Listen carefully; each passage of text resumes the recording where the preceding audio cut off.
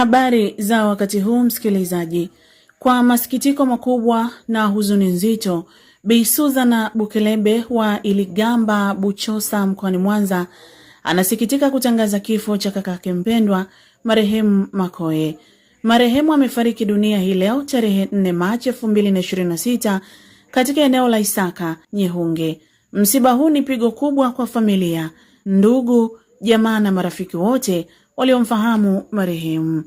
Mazishi ya marehemu yanatarajiwa kufanyika kesho katika eneo la Isaka tarehe 5 Machi 2026 majira ya saa 8 mchana. Ndugu, jamaa na marafiki, mnaombwa kujitokeza kwa wingi kupumzisha mwili wa mpendwa wetu na kuipa faraja familia katika kipindi hiki kigumu cha majonzi.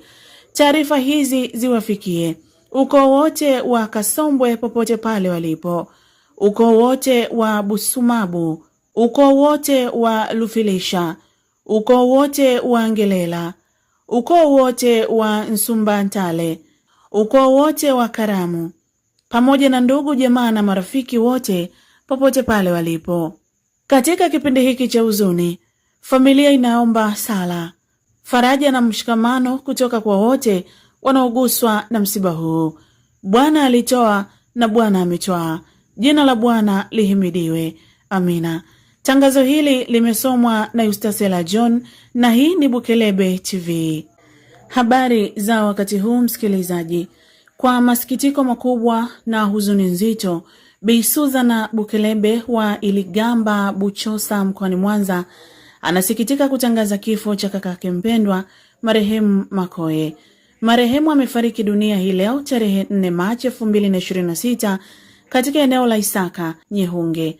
Msiba huu ni pigo kubwa kwa familia, ndugu, jamaa na marafiki wote waliomfahamu marehemu. Mazishi ya marehemu yanatarajiwa kufanyika kesho katika eneo la Isaka tarehe 5 Machi 2026 majira ya saa 8 mchana.